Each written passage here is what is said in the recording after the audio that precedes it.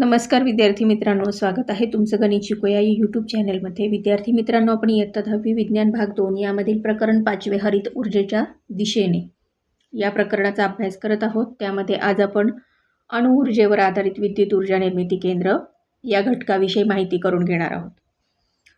चला तर मग आता आपण आजच्या व्हिडिओला सुरुवात करूयात. आता विद्यार्थी मित्रांनो, तुम्ही या आधीच्या व्हिडिओमध्ये बघितलेलं आहे की आपण कशा प्रकारे कोळशाचा वापर करून विद्युत ऊर्जा निर्मिती केली जाते. तर आज आपण इथे काय करणार आहोत, युरेनियम आणि प्लुटोनियम सारखे जे अणू आहेत त्यांचा वापर कशा पद्धतीने ऊर्जा निर्मितीसाठी केला जातो त्या संदर्भात आता आपण माहिती करून घेणार आहोत. त्यासाठी पण जनित्र फिरवण्यासाठी वाफेवर चालणारे टर्बाइनच वापरतात. तर आता इथे बघा, अणुऊर्जेवर आधारित विद्युत ऊर्जा निर्मिती केंद्रांमध्ये सुद्धा जनित्र फिरवण्यासाठी वाफेवर चालणारे टर्बाईन वापरले जाते.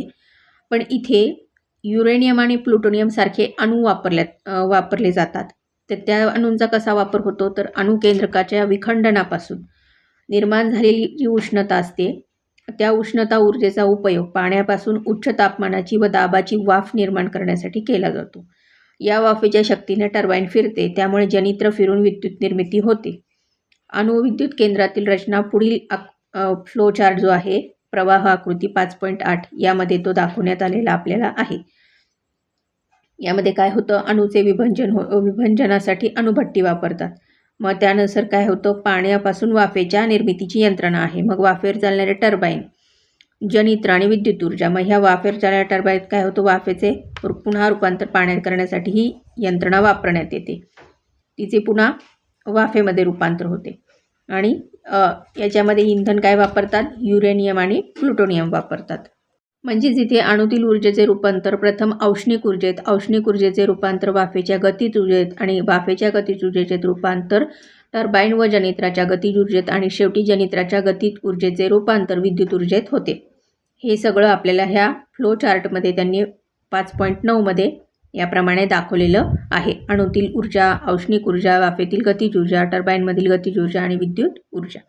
आता सांगा पाहूमध्ये जो प्रश्न विचारलेला आहे त्याचं उत्तर आता आपण बघूयात. अणुविखंडनाची प्रक्रिया कशी होते त्याचं हे इथे उत्तर आहे बघा. आता युरेनियम 235 या अणूवर न्यूट्रॉनचा मारा केला असता त्याचे रूपांतर युरेनियम 236 या समस्थानिकात होते. युरेनियम 236 अत्यंत अस्थिर असल्याने त्याचे बेरियम आणि क्रिप्टॉन यांच्यात विखंडन होऊन 3 न्यूट्रॉन आणि 200 MeV इतकी ऊर्जा बाहेर पडते.